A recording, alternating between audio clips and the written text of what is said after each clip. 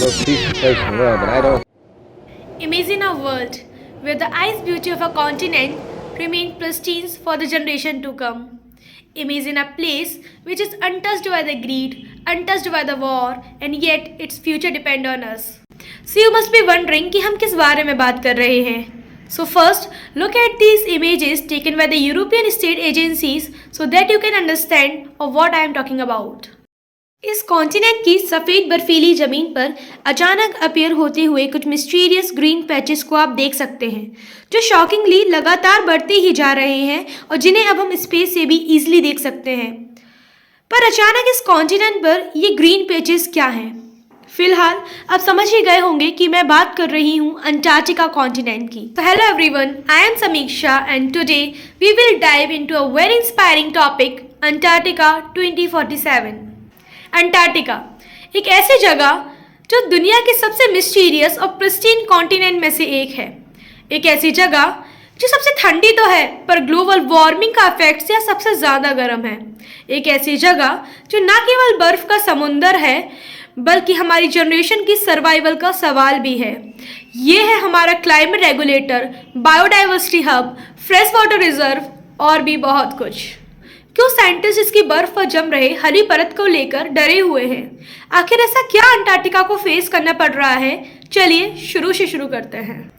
Antarctica की कहानी 200 million साल पहले से शुरू हुई थी, जब ये एक ट्रॉपिकल फॉरेस्ट था. जी हाँ, सही सुना आपने, ट्रॉपिकल फॉरेस्ट. टाइम के साथ प्लेट टेक्टोनिक्स और क्लाइमेट चेंज के कारण यह कॉन्टिनेंट एक्सट्रीम कोल्ड डेजर्ट बन गया.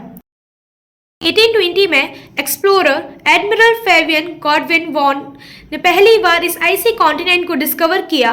शायद किसी ने कल्पना भी नहीं की थी कि यह एक दिन साइंस और रिसर्चर्स का सेंटर बनेगा. 20th सेंचुरी तक अंटार्कटिका एक्सप्लोरेशन और एक्सप्लोटेशन का हॉटस्पॉट बन चुका था, लेकिन 1950s में हमें समझ आ गया कि इस प्रिस्टीन इकोसिस्टम को बचाना जरूरी है. As I said, it's the most peaceful place in the world, but I don't think it will be for long. The American government is sending a naval expedition. इसके चलते 1959 में साइन होती है Antarctica treaty. इस treaty के according इसका गोल Antarctica को एक पीसफुल जोन और साइंटिफिक रिसर्च के लिए रिजर्व करना, उसके साथ ही मिलिट्री एक्टिविटी, माइनिंग और इकोसिस्टम को डैमेज करने वाली किसी भी एक्टिविटी को स्ट्रिक्टली प्रोहिबिट करना है. और फिर भारत ने भी 1983 में इस अंटार्कटिका ट्रीटी को साइन किया और मैत्री और भारती जैसे रिसर्च स्टेशन के साथ हमने भी संकल्प लिया अंटार्कटिका प्रोटेक्शन का. ये ट्रीटी एक बहुत बड़ा एग्जाम्पल है कि अगर पूरी दुनिया एक साथ मिलके अगर कुछ भी ठान लेती है तो वह इम्पॉसिबल को भी पॉसिबल कर सकती है. क्या सिर्फ एक ट्रीटी इनफ है हमारे अंटार्कटिका को प्रोटेक्ट करने के लिए? क्योंकि अब अंटार्कटिका पे खतरा बढ़ता ही जा रहा है. स्टार्टिंग में मैंने जो आपको यूरोपियन स्पेस एजेंसी द्वारा ली गई सैटेलाइट इमेजेस दिखाई, वह ग्रीन पैचेस अब बढ़ते ही जा रहे हैं. पर ऐसा क्यों? चलिए जानते हैं. जमीन से इतने किलोमीटर ऊपर बिना किसी मिट्टी के, बिना किसी पेड़ पौधे के इन्वायरमेंट पे आखिर ये ग्रीन पैचेस हैं क्या? वेल, नेचर जर्नल में पब्लिश्ड एक आर्टिकल में इन्हें द नेचर स्नो का नाम दिया गया है और साइंटिस्ट ने इन ग्रीन पैचेस को मिलाकर एक मैप भी तैयार किया है, जिसके मुताबिक ये हमें कोस्टल लाइन पर ज़्यादा देखने को मिल रहे हैं, जहाँ पर सी एनिमल्स और सी बर्ड्स हमें सबसे ज़्यादा देखने को मिलती है.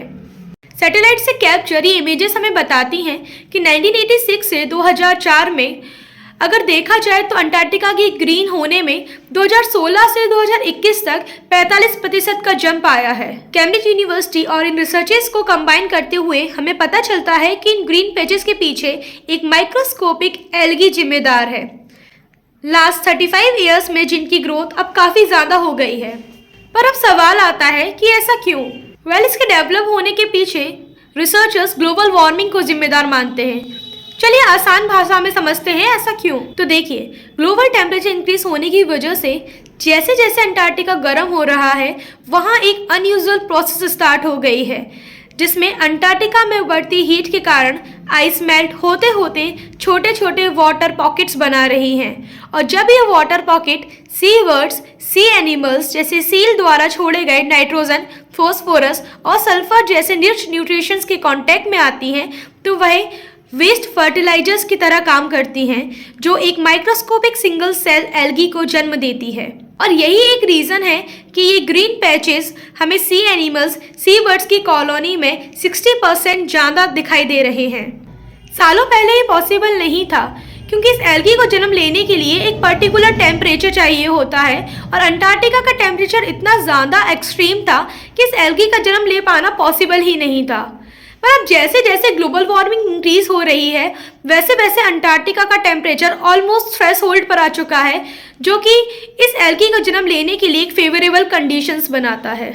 और अभी तो ये अंटार्कटिका की कोस्ट लाइन पर है, पर जैसे जैसे ग्लोबल टेम्परेचर इंक्रीज होगा, वैसे वैसे ये अंटार्कटिका के अंदर भी एक्सपेंड करेगा। सही मैंने स्टार्टिंग में ही बताया, अंटार्कटिका की आइस हमारे लिए सनलाइट रिफ्लेक्टर का काम भी कर रही है।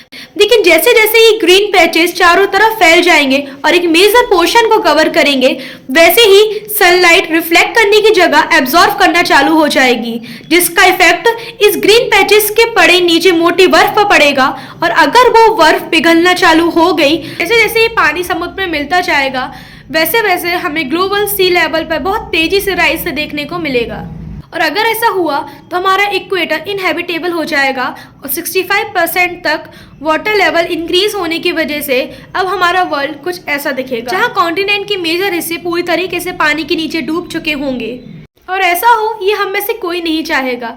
इसलिए ग्लोबल वार्मिंग को एक सीरियस प्रॉब्लम के रूप में लीजिए। इसलिए अंटार्कटिका 2047 केवल एक इशू ही नहीं, बल्कि एक रिमाइंडर भी है कि अगर हमने इस प्रॉब्लम को सीरियसली नहीं लिया तो फ्यूचर में हमारे पास सिर्फ रिग्रेट बचेगा। अंटार्कटिका 2047 का विजन है नेट कार्बन एमिशन को रिड्यूस करना, अवेयरनेस को बढ़ाना और अंटार्कटिका ट्रीटी को स्ट्रेंथन करना। और अंटार्कटिका महज एक कॉन्टिनेंट ही नहीं, बल्कि हमारे लिए रिमाइंडर है कि अगर हमने नेचर के बैलेंस को तोड़ा तो इसका मतलब है हमें खुद के ही खिलाफ जाना। इसलिए आइए हम कलेक्टिवली और इंडिविजुअली ये प्रॉमिस करते हैं कि 2047 तक हम एफर्ट्स लेंगे, और साथ ही साथ 2047 में हम केवल इंडिपेंडेंस डे ही नहीं, बल्कि एक सस्टेनेबल इन्वायरमेंट के साथ अंटार्कटिका 2047 के विजन को भी सेलिब्रेट करेंगे। इसी के साथ मिलते हैं नेक्स्ट वीडियो में। तब तक के लिए stay tuned, stay responsible and stay aware. जय हिंद, जय भारत।